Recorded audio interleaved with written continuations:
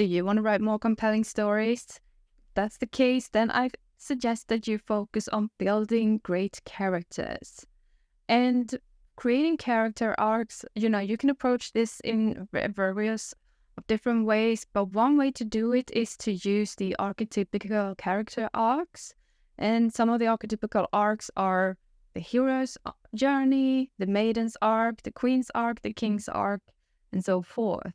And today I wanted to talk about the hero's journey. Examples of books that use the hero's journey is The Hunger Games, Harry Potter, and The Hobbit. So the hero's arc is a story about, it's a sort of a coming of age story about the hero slaying the dragon or saving the town or whatever. So what are the key points in the hero's arc? And the hook of the story using the hero's arc is usually that the protagonist is living in a safe place where they feel at home. They are somewhere on their way to becoming adults, but they're not yet ready. They don't want to leave the safety that they've built, or they don't want to leave their home. An example of this is from the Hunger Games is Katniss.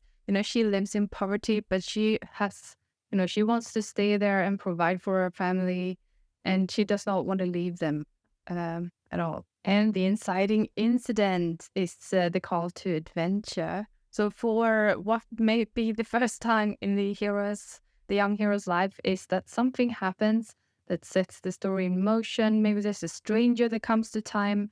Some sort of incident forces the hero to, open their eyes and challenges them to go out on an adventure. And, this usually there's some sort of nudging here where, this depends which sort of arc that you're following. Some people follow the one that, some people follow, Joseph Campbell's, and then it's like 12 steps.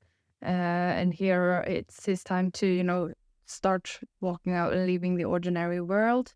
But an example, from the Hunger Games is when Katniss, when she volunteers to be a tribute in the Hunger Games instead of her younger sister. So this forces her to go out of her normal world and face huge challenges. And the first plot point is when the main character crosses the first threshold, and somehow here like destruction reaches the village, and the problems go from being theoretical to becoming real for the protagonist. So they have to face the challenge here. And it may even be that someone they love is being injured or hurt here. But when I think about it, maybe this is when Katniss volunteers for Primrose. I'm not sure, but it could also be when Katniss, is facing the different, she's taking to the capital and her training begins.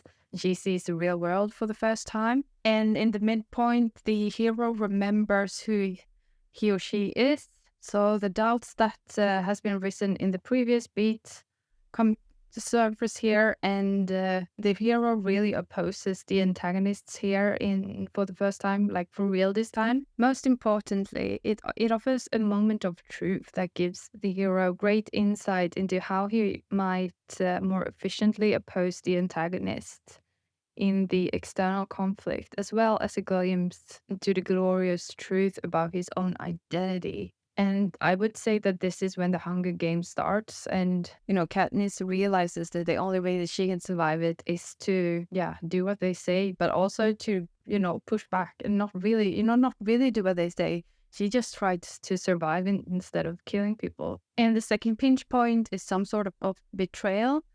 In this one, the hero experiences a betrayal of some sort from someone that they thought that they could trust. And despite it's not being the hero's fault, they are blamed for the setback here. And also, this might actually be some sort of fault, it's a mistake that is his own fault.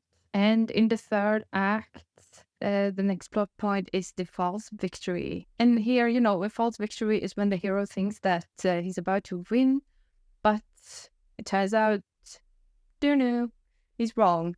And I guess in the Hunger Games, that would be when Katniss and Peeta, when they think that they have found a way to collaborate, and they think that they can actually win the Hunger Games together. Little did they know that there's another plot point coming, which is the all is lost moment. And during the all is lost moment, there's death everywhere. The hero don't know how to, if they're gonna succeed or whatever. And the hero may actually lose someone they love here as well. And I would say for the Hunger Games, this is when the gamekeepers are trying to force Katniss to kill Peeta, because otherwise, she won't win, they say. In the climax or the resurrection, she threatens to commit suicide together with Peeta rather than losing, and this forces the gamekeepers to actually, take a step back and let them live, both of them live. And for a regular hero's arc, since it's a positive character, it's a positive arc here. The hero will choose rightly, and it's because of the hero's choices and the fact that the hero has grown as a person that he or she will succeed. And I mean, symbolically, the hero here is resurrected. And when the hero is resurrected, this is when the dragon is vanquished. The hero can return back home safe with the elixir that would save the village or whatever. And when the hero comes back, the hero has transformed so much that, it's not a young, naive person anymore thinking that I'm nobody, what I do does not matter. Now it's a strong hero that has challenged, faced so many challenges, and that is secure in themselves and know that they can actually do something, and that what they did actually mattered. So they've grown up and become great people. And I find the archetypical character arcs really interesting, though I do think that the hero's journey has been used quite a lot. So, if you're thinking about using archetypical character arcs, maybe try another one or use this one. I don't know, maybe you have some fresh perspective on it. And if you want to read up more about different character arcs, K.M. Weiland's books on characters are really great. You can also read the Writer's Journey by Joseph Campbell, or you can read The Hero with 1,000 Faces by, I don't remember who wrote that one, but, look them up. They're great. You learn a lot about storytelling and a lot about the hero's journey and a lot about how all stories seemingly are the same. But yeah, yep, that's all for today. If you like this episode, hit the thumbs up and leave me a comment. Do you want me to make more videos about these character arcs, or do you want me to focus on anything else? Let me know in the comments. Talk to you soon.